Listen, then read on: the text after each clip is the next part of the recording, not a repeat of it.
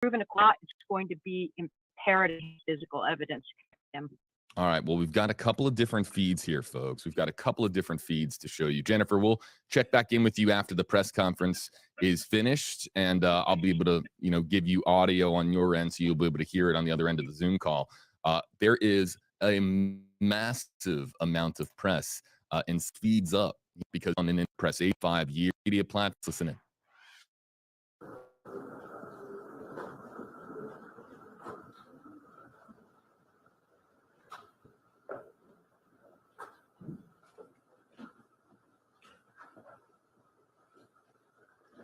Good morning. My name is Sergeant Jeremy Piers, Public Information Officer for the Indiana State Police Lafayette Post. I'd like to thank you all for being here and thank the Delphi United Methodist Church for allowing us to use their facility.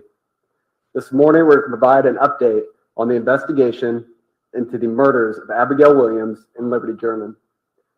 Before we get started, I'm going to introduce you our speakers, Superintendent of the Indiana State Police, Doug Carter, the Carroll County Sheriff, Tobe Lesenby, and the Carroll County Prosecutor, Nick McClelland. I'd like to remind everyone that this continues to be an active and ongoing investigation. At the conclusion of this press conference, we are going to answer a limited amount of questions out of respect to the investigation and the process that will follow today. We will not discuss evidence that is related to this investigation. On behalf of the Delphi Double Homicide Task Force, thank you all for your continued support. I would now like to introduce to you our first speaker, Superintendent of the Indiana State Police, Doug Carter.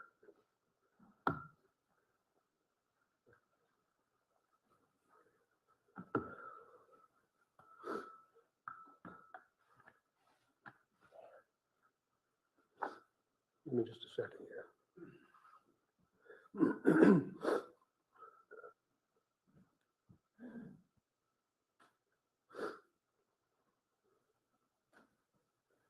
Seldom do I have prepared remarks, but today is different because I do not want there to be any confusion or ambiguity with what I will say.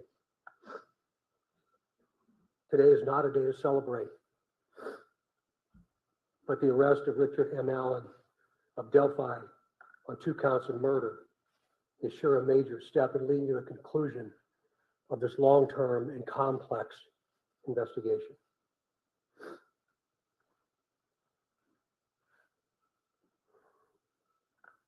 First, I'd like to speak directly to Anna, Mike, Becky, Kelsey, your extended families, along with the entire Delphi community that certainly has grown and now includes our nation and even many countries around the world. I am proud to report to you that today, actually last Friday, was the day. And an arrest has been made. Thanks to literally hundreds of media outlets that have been steadfast in reporting and keeping the memories of Abby and Libby front and center. Many of you in the room have developed relationships with me personally, and I always have a personal perspective, and today's no different. But from a very personal perspective, you all have provided inspiration and support, even while oftentimes frustrated with us and me. You continue to encourage the efforts, and you too believe that one day we would all be here participating and sharing this news. To the entire law enforcement community, which includes all local, state, and federal agencies, which are far too many to specifically mention today, thank you, thank you, thank you. We are going to continue a very methodical and committed approach to ensure that if any other person had any involvement in these murders in any way, that person or persons will be held accountable. Since the murders of Abby and Libby 2,086 days ago, the daily investigative team has worked tirelessly and is certainly worthy of mention today. specifically Sheriff Linsonby, Sheriff of Carroll County, Detectives Tony Liggett, Detective retired Kevin Hammond, former Delphi chief, and now the prosecutor's investigator, Steve Mullins, State Police First Sergeant Jerry Holman, Detective Jay Harper, Dave Vito, and Brian Harshman, along with members of the United States Marshal Service, specifically Agent Jeremy Clinton and Agent Bill Culfers. With them today is Dan McClain, U.S. Marshal, appointed U.S. Marshal. Our state police analysts are scientists from many different disciplines within our laboratory division. Mrs. Kathy Shank, for your incredible dedication to detail and to so many others that I know I've missed. I really believe that Abby and Libby would be proud of you for standing strong, even in the face of immense pressure and perpetual criticism. Some of these individuals have postponed retirement, passed on promotional opportunity, have dedicated personal time away from their families, given up nights, weekends, and holidays, all while in the pursuit of accountability for Abby and Libby. I know that today's announcement will not diminish your resolve, and I hope you have found just a bit of peace in this most complicated world. This is really important. While I know you are all expecting final details today concerning this arrest, today is not that day. Today's not that day. This investigation is far from complete, and we will not jeopardize its integrity by releasing or discussing documents or information before the appropriate time. Prosecutor Nick McClellan, of course, will share additional information about what we can and cannot say, and also explain to you why the probable cause affidavit is temporarily sealed by the court and not available. And by the way, he has been a tremendous asset to this team. I'm yet again asking you for your patience and please your understanding while our system of due process works. Also remember that all persons arrested are presumed innocent. All persons arrested are presumed innocent. You all will have an innate desire to subjectively interpret and then report what you think. We in the law enforcement realm cannot, and you should never allow us to, talk about what we think concerning facts, but rather discuss and share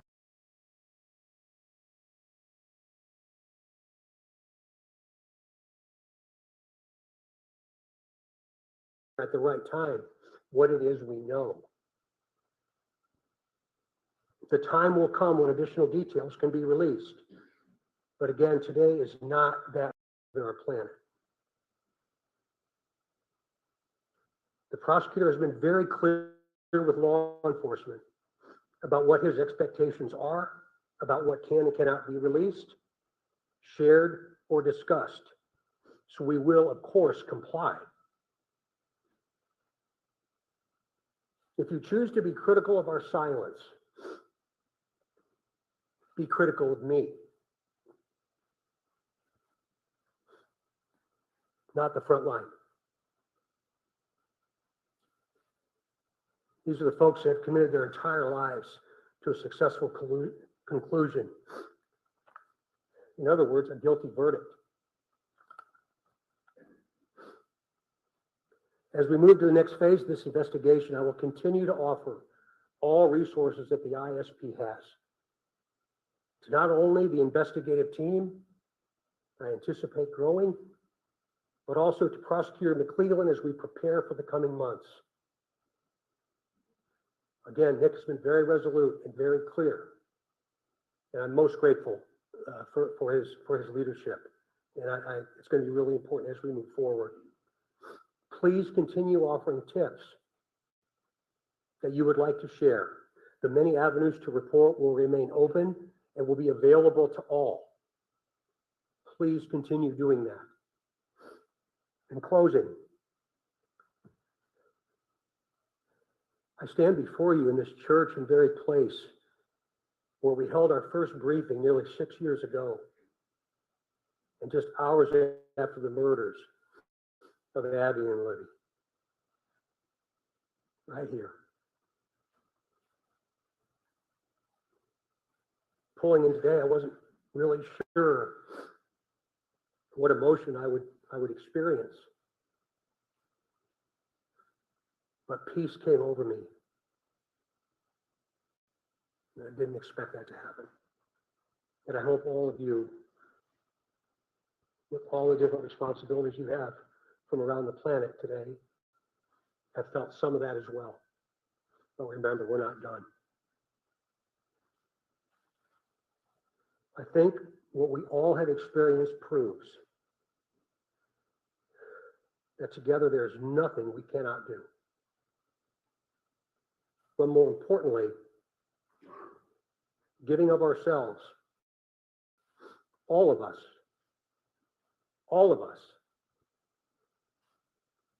giving of ourselves matters more than what we could ever receive.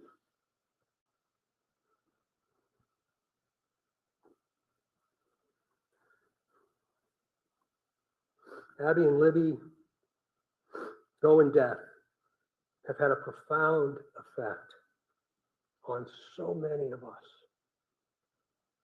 on how we live, and as importantly, who we all should be. I would now like to introduce to you my friend, the Carroll County Sheriff, Tom Ledgeby, for his remarks. Sure.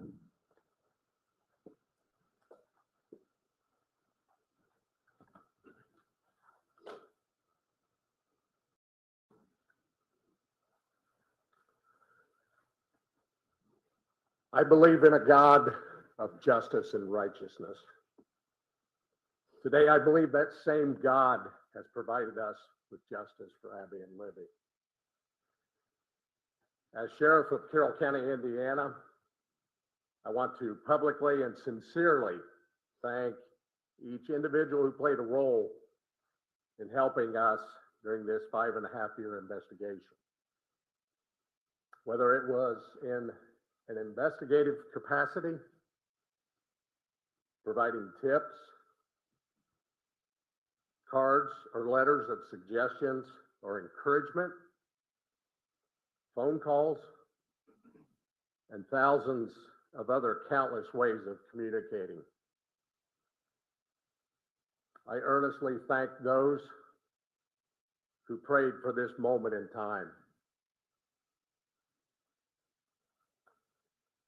We now move forward through the Indiana criminal justice system,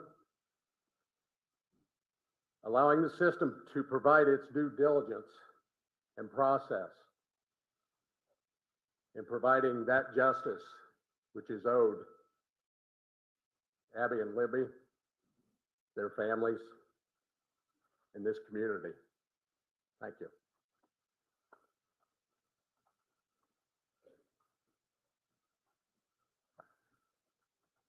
Welcome, everybody.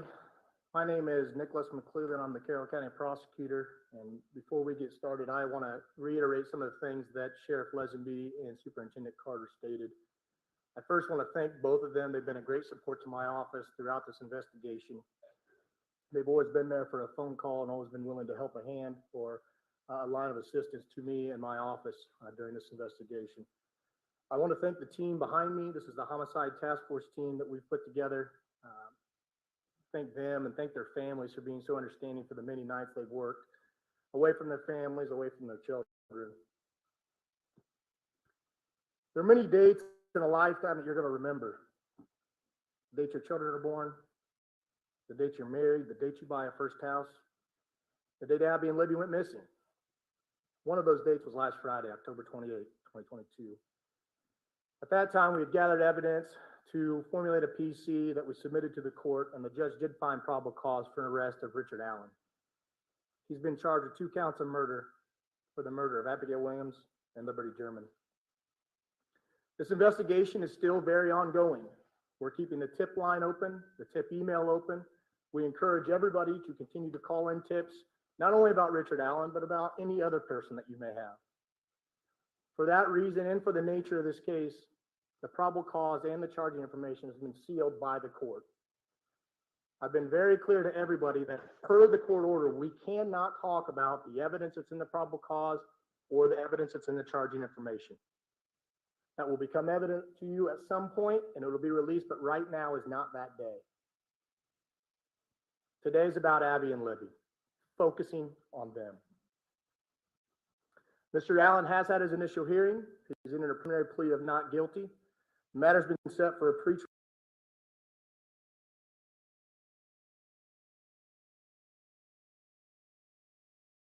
on January 13th at 9 a.m., 2023, and a trial date of March 20th, 2023 at 9 a.m. He is presumed innocent. We will have I want to open up to a few limited questions from the audience. But again, keep in mind, we are not going to talk about the evidence that we have in this case or about the charging information. We cannot. Those things have been sealed by the court. And so I want to open up a few questions.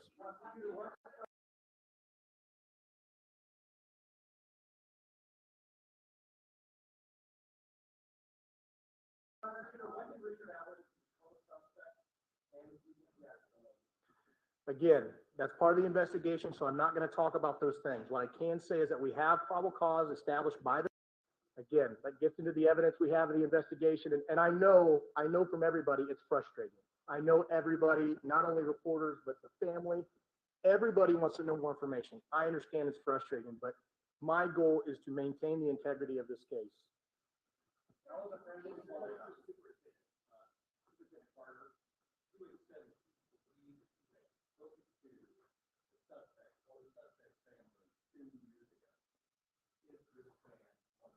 Again, I appreciate the question, but we're getting into the timeline of events, and today's not the time to do that.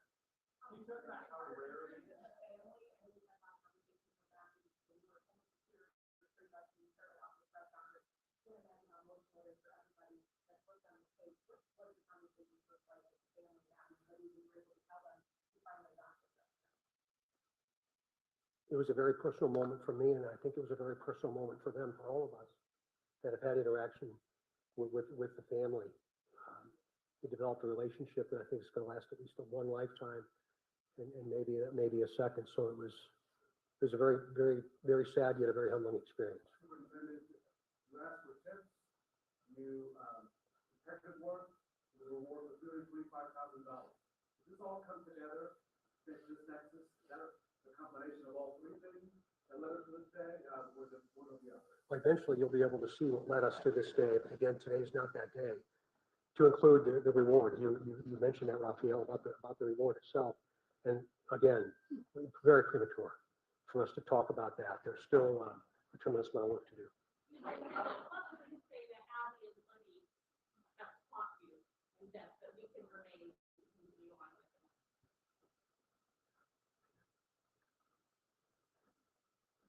I think probably resilience and understanding the value of each and every day.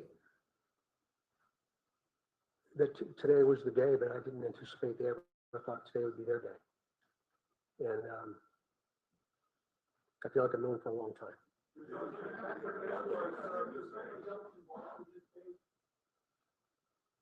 Excuse me? Did you assume there's any other individuals involved in this case? We haven't closed the door on the investigation. And so that's why we keep the tip line and the tip email open. And so we're not presuming anything at this point, but we're going to continue to take tips, continue to take any information anybody has. And as we've done with all the information we've gathered, we're going to look at that and examine that and see where it leads us.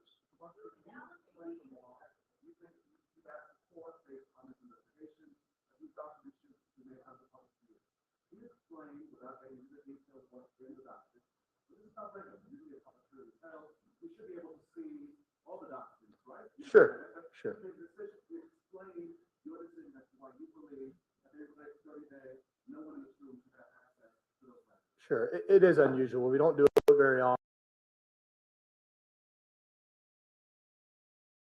often in all the cases that we handle here in Carroll County. We did it in this case because the investigation is still open. And while all cases are important, the nature of this case has some extra importance to those records. There will be a public hearing on whether or not those records are going to remain sealed or not. There'll be public notice for that hearing so that everyone can attend, but there will be a hearing to determine whether or not they're going to stay sealed. But for now, to me, it's about protecting the integrity of this case. I want to have an opportunity at some point to have an opportunity in court to explain the evidence and for that not to be tarnished or tainted or anything like that. Again, he's presumed innocent. And so it was important for me in this case to do that. Hold on just a minute. We're not going to comment on that right now. It's part of the investigation. Again, we just encourage everybody to continue to call in tips if they have them about anybody, and we'll examine those tips.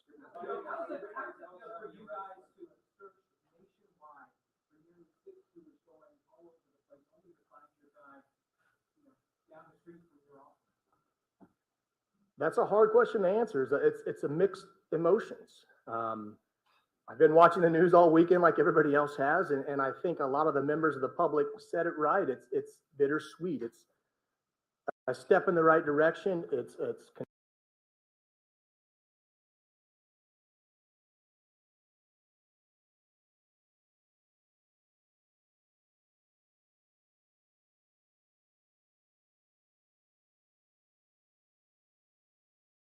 some signal difficulty from Delphi, Indiana, folks. Post press conference coverage coming your way on WFLA Now as we try to maintain a signal from Indiana.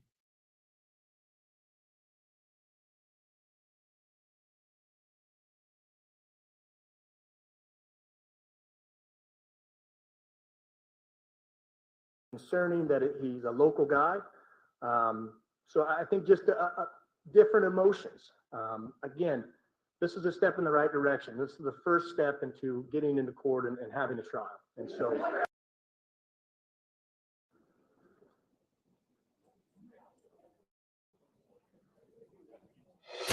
breaking news on WFLA Now. Here's JB Buno. Murder charges filed in the deaths of Libby German and Abby Williams. But how police went from 5 years of searching to finally making an arrest on Friday, still shrouded in mystery. And as investigators